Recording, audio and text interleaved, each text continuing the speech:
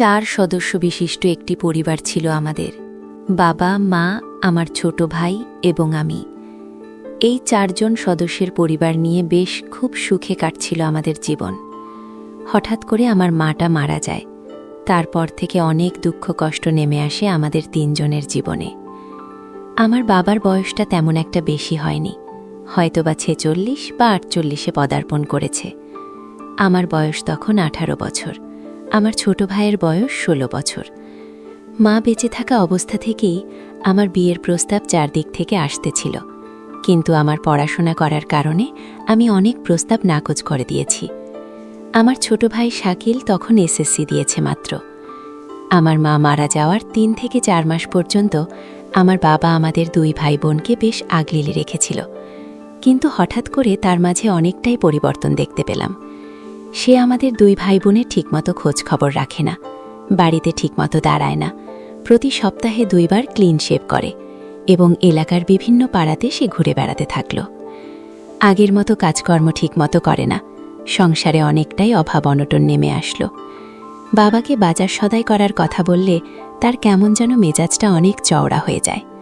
আমাদের প্রতিবেশী যেসব কাকিরা আছে তারা আমাকে মাঝে মধ্যে এসে বলতো, তোর বাবাকে একটা বিয়ে দিয়ে দে, তাহলে সব কিছু ঠিক হয়ে যাবে, সে ঠিকমতো বাড়ি ধরে থাকবে, এমনকি কাজকর্ম করবে। আমি তাদেরকে বলতাম, আমি একজন মেয়ে মানুষ, আমি তাকে কিভাবে বিয়ে দেব, কিভাবে? তার যদি ইচ্ছে হয় বিয়ে করে আনলেই তো পারে, তাকেও কেউই বাধাতে পার নাই। এবার প্রতিবেশী কাকিরা বলতো, তুমি যেহেতু বড় মেয়ে, তোমার তো একটা দায়িত্ব আছে। এবার আমার ছোট ভাই শাকিল এসব কথা শুনে বলল, বাবা যদি এখন বিয়ে করেন তাহলে আমি বাড়িতে থাকব না, কারণ যতদিন পর্যন্ত আমার লেখাপড়া শেষ না হয় ততদিন পর্যন্ত বাবাকে বিয়ে করতে দেব না। আমার ছোট ভাইয়ের এমন কথা শুনে প্রতিবেশীরা বলল, কথাটা তুমি মন্দ বলনি, কারণ সৎমা ঘরে আসলে কোনোদিনই তোমার পেছনে 10 টাকা খরচ করতে দেবে না তোমার বাবাকে। আমার ছোট ভাই শাকিলের এই কথাটা যে কোনোভাবে আমার বাবা শুনতে পারে। তারপর থেকে সে বাড়িতে আসলে কেমন যেন অন্যমনস্ক হয়ে থাকে, কারোর সাথে কথাবার্তা তেমন একটা বলে না। এরকম দেখে দেখে আমি বাবাকে বললাম, বাবা তুমি বিয়ে করবে, এখন তোমার একটা বউয়ের দরকার, এটা আমি বুঝি, কিন্তু শাকিল চাচ্ছে আর 2টা বছর পরে তুমি বিয়ে করো, তোমার যে এখনও তেমন একটা বয়স হয়েছে তা কিন্তু নয়, এই বয়সে তোমার বিয়ে করাটা ফরজ, এটা আমিও বুঝি, তুমি একটু ধৈর্য ধরে এই 2টা বছর কাটিয়ে দাও, তোমার দেখাশোনা যা কিছু লাগে সব কিছু আমি করব। বাবাকে একটু বুঝিয়ে সুঝিয়ে বললাম। তারপর বাবা বলল, ঠিক আছে, আমি 2টা বছর পরে বিয়ে করব, তুই একটু আমার দিকে খেয়াল রাখিস, তাতেই চলবে। সেদিন বাবার এই কথার মধ্যে অন্য কিছু লুকিয়েছিল, আমি বুঝতে পারিনি। আমি সাদা মনে বাবাকে বললাম, ঠিক আছে বাবা, তুমি যখন যেটার প্রয়োজন হয় আমাকে বলবে, মনের মধ্যে কোনো দ্বিধাদ্বন্দ্ব রাখবে না। বাবা তখন ঘাড় নাড়িয়ে বলল, ঠিক আছে, যে কোনো প্রয়োজনে আমি তোকেই বলবো। বেশ সপ্তাহখানেক মোটামুটি ভালোই চলছিল আমাদের সংসার, কিন্তু 1 সপ্তাহ পর থেকে বাবার চলন ফেরন কেমন যেন একটু উল্টাপাল্টা হয়ে গেল। সে বাড়িতে যতক্ষণ পর্যন্ত থাকে ততক্ষণ এক নজরে আমার দিকে তাকিয়ে থাকে, নিজের আপন বাবা। আমি বিষয়টা মাথায় নেই না, কিন্তু একটা বিষয় আমি লক্ষ্য করতে পারলাম, আমি বাড়ির মধ্যে যেখানে যেটুকু কাজকর্ম করতে থাকি আমার বাবা সেখানে পিস গিয়ে বসে থাকে অথবা দাঁড়িয়ে থাকে। আমি বাবাকে জিজ্ঞেস করলে বাবা তখন মুচকি একটা হাসি দিয়ে বলে, না তেমন কিছু না, এমনি আমি দাঁড়িয়ে থেকে তোমার কাজকর্মগুলো দেখছি। কিন্তু বড় সমস্যা হয়ে দাঁড়ালো, আমি তো এখন অনেক বড় হয়েছি, আর একটা মেয়ে যখন বড় হয় তখন তার ব্যক্তিগত অনেক জিনিসের প্রয়োজন হয়, যেগুলো একমাত্র তার মাকে এবং বিয়ের পরে তার স্বামীকে ছাড়া কাউকে বলা যায় না। কিন্তু বাধ্য হয়ে এখন আমাকে আমার বাবাকে বলতে হবে, কারণ গ্রামের মধ্যে বসবাস করি, আমাদের গ্রামের কোনো মেয়েরা শহর বাজারে তেমন একটা যাবার প্রচলন নাই। একদিনের কাছে 2 দিন যদি কোনো মেয়েকে এলাকার লোকজন রোডে ঘাটে দেখতে পায় তাহলে তাকে নিয়ে অনেক সমালোচনা সৃষ্টি হয়। তাই বাধ্য হয়ে আমার বাবাকে অনেক কিছুই বলতে হচ্ছে। যখন মা বেঁচে ছিল তখন মাকেই এ কথাগুলো বলতাম বা সেই জিনিসের প্রয়োজন মেটাতাম তার কাছ থেকে।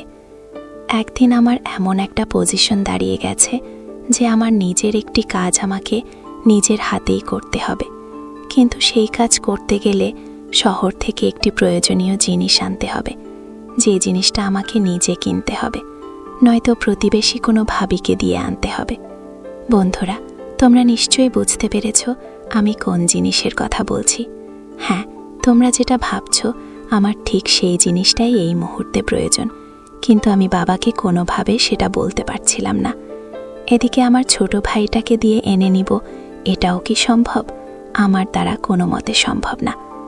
একজন পুরুষ মানুষের মুখের দাড়ি বড় হয়ে গেলে যেমন চুলকানি শুরু হয়, ঠিক তেমনি আমারও শরীরের একটি জায়গায় চুলকাতে চুলকাতে অ্যালার্জি হয়ে গেছে।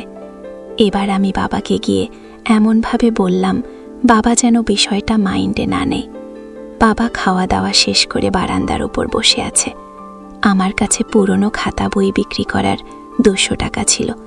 100 টাকা আর ছোট্ট একটা কাগজ আমার বাবার হাতে ধরিয়ে দিয়ে বললাম, বাবা, তুমি শহরের যে কোনো মেডিসিনের দোকানে গিয়ে এই কাগজটা তাদের হাতে দিয়ে বলবে একটা অ্যালার্জি চুলকানির মলম দিতে।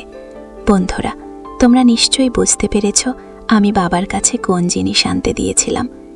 এবার বাবা আমাকে বলল, তোমার এমন অ্যালার্জি হয়েছে আমাকে তো আগে কখনো বলনি, তাছাড়া তুমি টাকা দিচ্ছ কেন? আমি টাকা দিয়ে নিয়ে আসব।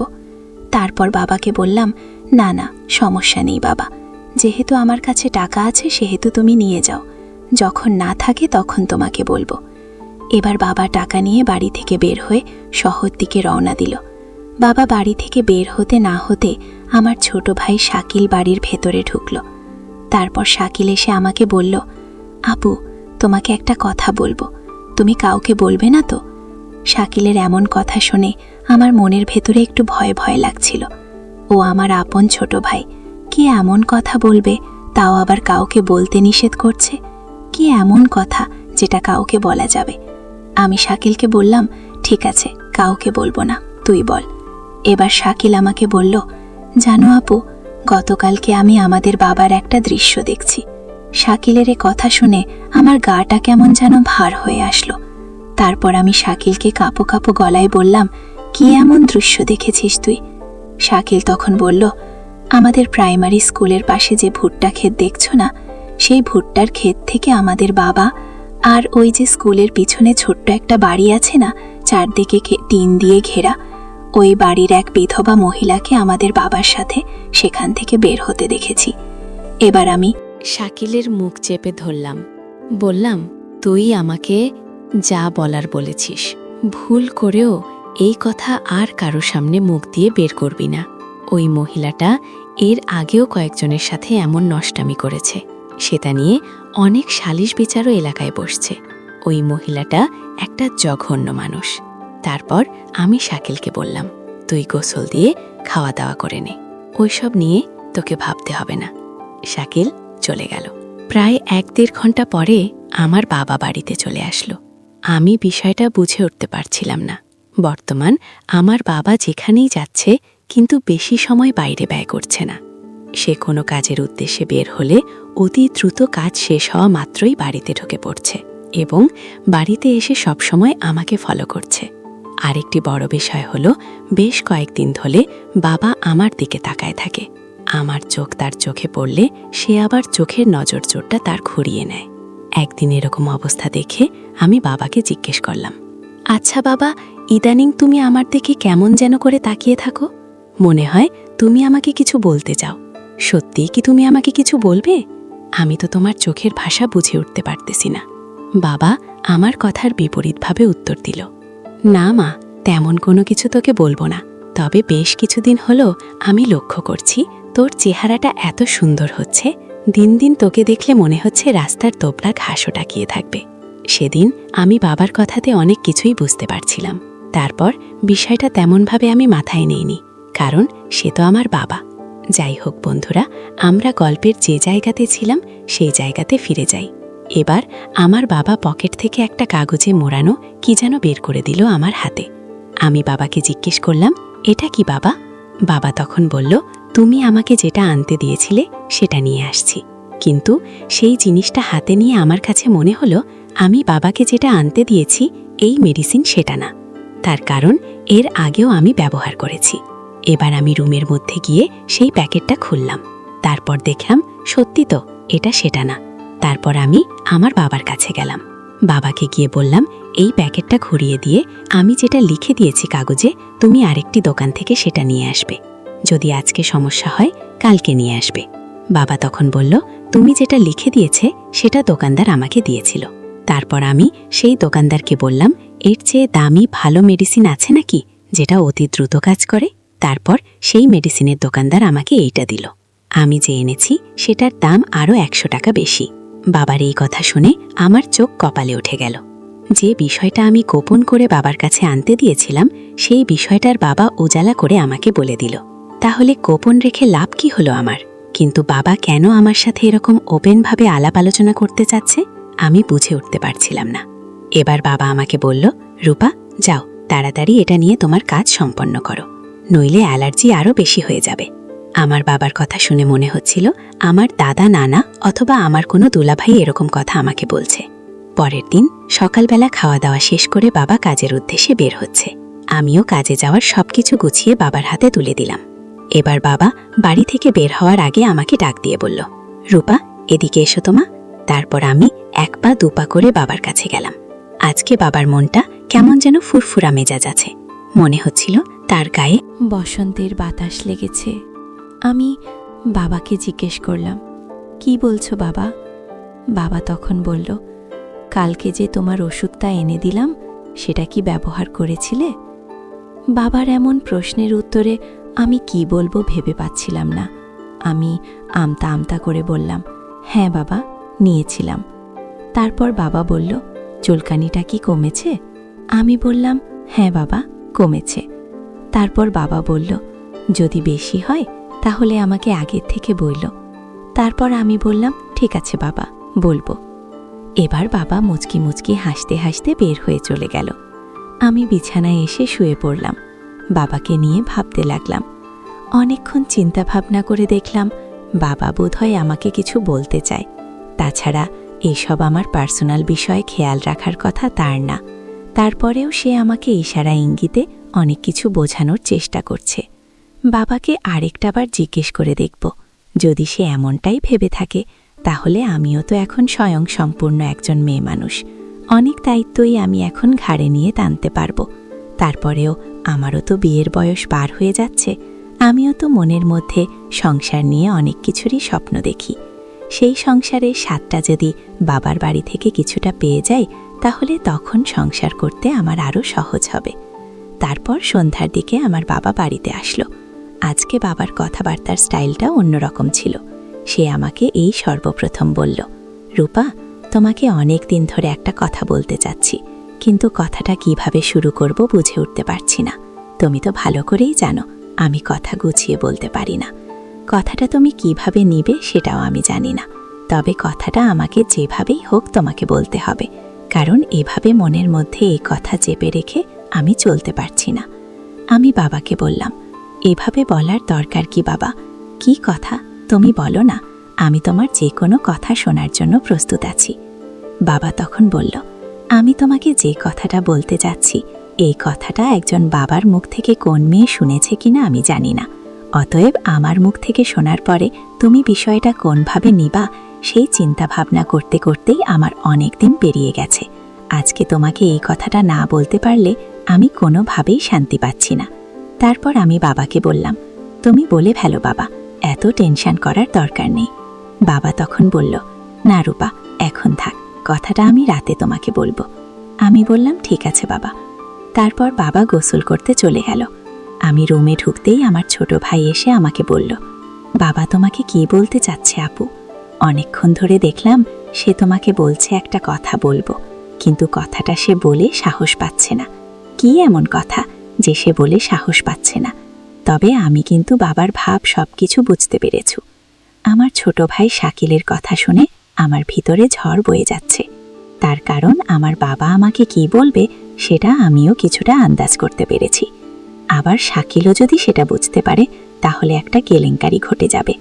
আমি শাকিলকে বললাম, তুই ছোট মানুষ, তুই কি সব আবোল তাবোল বলছিস? শাকিল তখন বলল, আমি ছোট মানুষ ঠিক আছে, কিন্তু একদমই কিন্তু ছোট নয়। আমি এখন অনেক কিছু বুঝতে শিখেছি। আমারও শরীরের অঙ্গ প্রত্যঙ্গের অনেক পরিবর্তন আসছে। শাকিলের কথা শুনে আমি অনেকটাই ঘাবড়ে গেলাম।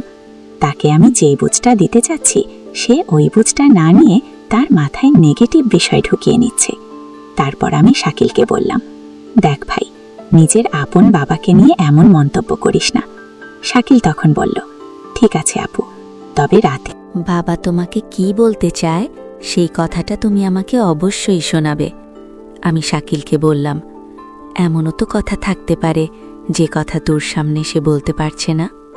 শাকিল তখন বলল, আমি তোমার রুমের মধ্যে খাটের নিচে লুকিয়ে থাকব। বাবা নিশ্চয়ই কথাটা বলতে তোমার রুমেই আসবে। যদি আমার কথা জিজ্ঞেস করে তাহলে তুমি বলবে দোকানের উপরে মশার কয়েল কিনতে গেছে। আমার ইচ্ছে না থাকা সত্ত্বেও শাকিলকে আমি বললাম, ঠিক আছে। এবার শাকিল আমাকে বলল, কথাটা মনে থাকে যেন। আমি শাকিলকে বললাম, ঠিক আছে, তুই এখন যেখানে যাচ্ছিস সেখানে যা, সময় হলে তোকে বলবো। এবার আমি চুলার পিঠে রান্না করতে বসলাম। বাবা গোসল দিয়ে মাথার চুলগুলো মুছতে মুছতে চুলার পিঠে গিয়ে বসল। অনেকক্ষণ ধরে চুপচাপ বসে আছে, আমি লাউ তরকারি করছিলাম। বাবাকে চুপ থাকতে দেখে আমি বাবাকে বললাম, একদম চুপচাপ বসে আছো বাবা, কোনো কথা বলছো না যে? বাবা তখন বলল, আমি তোমার লাউ কোটা দেখছি। আমি তখন বাবাকে বললাম, তুমি যেভাবে তাকিয়ে দেখছো মনে হচ্ছে এর পূর্বে কখনো তুমি লাউ চোখে দেখনি। বাবা তখন বলল, হ্যাঁ দেখছি, তোমার মা থাকতে আমি দেখেছি, কিন্তু এখন যেটা দেখছি এত সুন্দর লাউ আমি কখনো দেখিনি। একদম গাছের তরতাজা জালি লাউ, খেতে অনেক সুস্বাদু লাগবে, তাই না রূপা? আমি আমার বাবার কথার সুর বুঝতে পারলাম। আমি তখন বললাম, হ্যাঁ বাবা, তুমি ঠিকই বলেছ, জালি লাউয়ের স্বাদই আলাদা। এবার আমি আমার বাবার মুখের দিকে তাকালাম, দেখলাম সে কিভাবে লাউটা দেখছে। তারপর আমি লক্ষ্য করলাম আমার বাবা তার দুটো চোখ একদম লাউয়ের দিকে নিরিখ করে ধরে আছে। মনে হচ্ছিল এই তরতাজা লাউ খাওয়ার জন্যে তার ধৈর্যের বাঁধ ভেঙে যাচ্ছে। তারপর আমার বাবা আমাকে জিজ্ঞেস করল, আচ্ছা রূপা, আমি যে তোমাকে মলমটা এনে দিয়েছিলাম অ্যালার্জির জন্যে, সেটা ব্যবহার করার পরে তোমার চুলকানি কি একটু কম ছিল? তারপর আমি বাবাকে বললাম, হ্যাঁ বাবা, কমেছিল, কিন্তু আমার মাথায় একটা বিষয় ঘুরপাক খাচ্ছে, যে মলমটা তুমি এনেছো এটার সাথে তুমি পরিচিত হলে কিভাবে? আমার বাবা তখন বলল, তোর মা বেঁচে থাকা অবস্থায় এরকম সমস্যার জন্য এই মলমটাই ব্যবহার করত। শহর থেকে আমি এনে দিতাম তোর মাকে, এমনকি আমি নিজে হাতে মলম লাগিয়ে দিতাম। বাবার এমন কথা শুনে তার প্রতি কেমন যেন আমি একটু অন্যরকম হয়ে পড়ছিলাম। এবার বাবা আমাকে বলল, মলমটা যদি ঠিক মতো তুমি লাগাতে না পারো তাহলে আমাকে বইলো, আমি লাগিয়ে দেব। আমি বাবাকে জিজ্ঞেস করলাম, এই কেমন কথা বাবা, তুমি আমাকে মলম লাগিয়ে দেবে?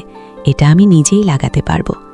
বাবা তখন বলল, প্রত্যেকটা মানুষের শরীরে এমন কিছু জায়গা আছে যেখানে নিজের হাত লাগানো যায় না। যেমন পিঠের উপরে চুলকালে সেখানে কোনো কিছু দিয়ে চুলকিয়ে নিতে হয়, নিজের হাত সেখানে নাগাল পায় না। আমি বুঝতে পারলাম আমার বাবা তার কথাটা ঘুরিয়ে অন্যদিকে নিয়ে গেল, হয়তোবা সে ভাবছে আমি কিছু মনে করছি কিনা। বন্ধুরা, তোমরা নিশ্চয়ই বুঝতে পেরেছ, বাবাকে দিয়ে যে ওষুধটা আমি আনিয়েছি সেটা পিঠে লাগানোর জন্যে নয়। তারপর আমি আমার বাবাকে বললাম, আচ্ছা আচ্ছা বাবা, তুমি আমাকে কি কথা যেন বলতে চেয়েছিলে, সে কথাটা একটু বলো না। আমার বাবা তখন বলল, এখন না তো, তোকে তো রাতে বলতে চেয়েছি। আমি বাবাকে বললাম, এখন বললে ভালো হয়, কারণ এখন তো বাড়িতে কেউ নেই। বাবা তখন আমাকে বলল, তুই কি করে বুঝলি তোকে আমি যে কথাটা বলবো সেই কথাটা কারোর সামনে বলা যাবে না? আমি তখন বাবাকে বললাম, অনেক সময় মুখের আকৃতি দেখে বোঝা যায় সেই কথাটা কোন সময় সে বলতে চাচ্ছে। এবার আমার বাবা বলল, অনেক বুদ্ধি আছে রূপা, তবে আমি তোকে যে কথাটা বলবো আমি চাই সেই কথাটা বলার সাথে সাথে আমার সেই কাজটাও যেন উদ্ধার হয়। আমি তখন বাবাকে বললাম, মনে করো তোমার সেই কাজ 50% উদ্ধার হয়েই আছে। আমার মুখে এমন কথা শুনে আমার বাবা অনেক খুশি হলো। আমি বুঝতে পারলাম আমার মুখ থেকে সে এমন কথাটাই চেয়েছিল। এবার আমার বাবা আমাকে বলল, তুই একটু আমার সাথে রুমের ভিতরে আসবি রূপা, তোর সাথে আমার খুব জরুরি কথা আছে। আমি তখন বাবাকে বললাম, এই একটা কথাই তুমি আমাকে আজ কয়টা দিন ধরে বলছো, তোমার জরুরি কথা? আমি বুঝতে পারছি, তবে রুমের মধ্যে এখন যাব না, কারণ এখন আমাকে রান্না করতে হবে। আর রুমের ভিতর থেকে এসে আমি রান্না করতে পারবো না, সেটাও আমি ভালো করে জানি। আমার বাবা তখন বলল, তার মানে তুই সবকিছু জেনে বুঝেও আমাকে এতদিন বলিসনি কেন? আমি তখন বললাম, তুমি আমার বাবা, তোমার মুখ থেকে সবকিছু ক্লিয়ার না হওয়া পর্যন্ত আমি তোমাকে কিভাবে বলি? তাছাড়া আমি তোমার কষ্টটা বুঝতে পারি বাবা। মা মারা গেছে বেশ কয়েক মাস হয়ে গেল। প্রতিবেশী চাচি ভাবিদের মুখে শুনছি একটা পুরুষ মানুষ বিয়ের পরে একা একা 15 দিন থাকা তার পক্ষে অনেক কষ্ট হয়ে যায়। সেখানে তুমি আমার মাকে ছাড়া অনেক দিন কাটিয়েছ। তোমার এমন এলোমেলো ঘোরাফেরা দেখে আমার খুব কষ্ট লাগে। তবে তুমি এবার আর কোনো টেনশন করো না বাবা। মনে মনে তুমি যে সিদ্ধান্ত নিয়েছ, যে কথাটা ক্লিয়ার আমাকে তুমি মুখ ফুটে বলতে পারছো না, তোমার সেই মনের আশা আমি তো পূরণ করে দেব। তবে একটা বিষয় তোমাকে মাথায় রাখতে হবে, তোমার ছেলে শাকিল কিন্তু এখন অনেক বড় হয়েছে। এমনভাবে চলাফেরা করা যাবে না যেন সে সন্দেহ করে বসে। আমার প্রতিটা কথায় আমার বাবা সম্মতি দিল। তারপর সে আমাকে বলল, তাহলে আমার সাথে তুই কখন দেখা করবি? আমি তখন বললাম, সময় সুযোগ বুঝে আমি তোমাকে বলবো। আমার বাবা তখন বলল, এত সময় অপেক্ষা করার ধৈর্য আমার ভিতরে নেই। আমি তখন বললাম, ঠিক আছে, আমি আজকে অথবা কালকের মধ্যে তোমাকে ডাকবো। আমার বাবা আর কোনো কথা বলল না। বাবা মেয়ের এই আলাপ চলতে চলতে শাকিল বাড়ির মধ্যে ঢুকে পড়ল। তারপর শাকিল আমাদের কারোর সাথে কথা না বলে তার রুমে সোজাসুজি ঢুকে গেল। আমি বাবাকে বললাম, দেখেছ বাবা, শাকিল আমাদের সাথে কথা বলল না, তার মানে আমার আর তোমার কথা বলাটাও সে এখন অন্যভাবে নিচ্ছে। তারপর বাবা বলল, বাদ দাও তো ওর কথা, আমি আর তুমি ঠিক থাকলে ওর মতো পিচ্চি ছেলে কিছুই করতে পারবে না। তারপর আমার রাতের খাওয়া দাওয়া করে ঘুমিয়ে পড়লাম। হঠাৎ মধ্যরাতে আমার দরজায় ঠক ঠক করে আওয়াজ হলো। আমি চাপা সরে করে জিজ্ঞেস করলাম, কে? দরজার উপাস থেকে আমার বাবা দাবাক কণ্ঠে বলল, আমি রূপা, দরজাটা খোলো। আমি দরজা খুলে বাবার সামনে দাঁড়িয়ে অপলক দৃষ্টিতে তার দিকে তাকিয়ে আছি। এবার বাবা আমাকে বলল, আমি ভিতরে ঢুকি?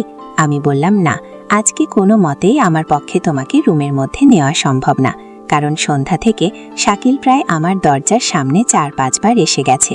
শাকিল হয়তো ভেবেছে আমি ঘুমিয়ে গেছি, কিন্তু আমি তো ওর পায়ের শব্দ বুঝতে পারি।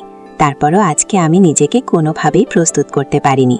আমি বাবাকে বারবার নিষেধ করার পরেও বাবা আমার রুমের মধ্যে ঢুকে গেল। এবার বাবা বিছানায় শুয়ে পড়ে প্রায় আধা ঘন্টা সময় ধরে গান শুনল। এই একটা গানের ডিউরেশন ছিল 4-5 মিনিট।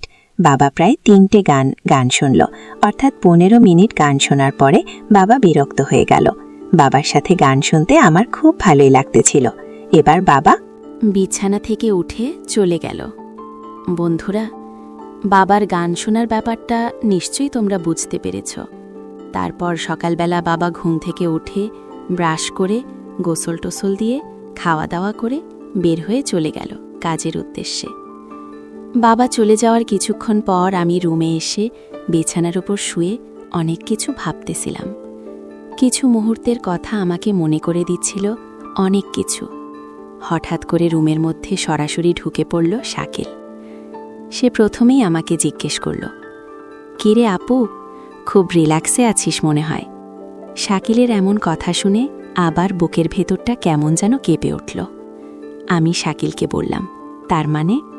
শাকিল এবার বলল, মানেটা তোরই ভালো বোঝার কথা আপু। বাবা মেয়ে মিলে রাতে খুব সুন্দরভাবে গান শুনলে আমাকে একটুও সাথে নিলে না। এবার শাকিলের মুখে এই কথা শুনে যেন আমি ঘরের মেঝেতে আস্তে আস্তে গেড়ে যাচ্ছিলাম। আমার চোখের ওপর ঘরের চাল চারদিকে ভন ভন করে ঘুরছিল। আমি প্রায় কিছু সময়ের জন্য একদম স্তব্ধ হয়ে গেলাম। মনে হচ্ছে আমার নিঃশ্বাসটা যেন চলছে না। আর কিছুক্ষণ সময় এভাবে থাকলে হয়তো আমি দমবন্ধ হয়ে মারা যাব। এবার শাকিল আমাকে বলল, খুব টেনশন হচ্ছে আপু, তাই না? আমি শাকিলের কথার কোনো উত্তর দিতে পারছিলাম না। তারপর শাকিল আমাকে বলল, তোমাকে এত ভয় পেতে হবে না, তবে তুমি যদি আমার একটা কথা মেনে নাও। আমি শাকিলকে বললাম, তোর আবার কিসের কথা? শাকিল তখন বলল, আজকে তুমি যদি আমাকে একটু সময় দাও, তাহলে কালকের রাতের বিষয়টা আমি পৃথিবীর কাউকে বলবো না। আমি শাকিলকে বললাম, তুই কি আমাকে ব্ল্যাকমেল করতে চাইছিস শাকিল? শাকিল তখন বলল, আমি তোমাকে ব্ল্যাকমেল করতে যাব কেন? আমি শুধু আমার দুঃখ কষ্টগুলো তোমাকে দিয়ে দূর করার চেষ্টা করছি। তুমি মেয়ে হয়ে যদি বাবার কষ্টগুলো দেখতে পারো, তাহলে আমি তো তোমার ভাই, অবশ্যই তুমি আমার কষ্ট অনুভব করতে পারবে। এমনকি তুমি চাইলে আমার কোনো দুঃখ কষ্ট থাকবে না। তারপর শাকিলকে বললাম, তুই যা বলছিস একবার ভেবে চিনতে দেখ।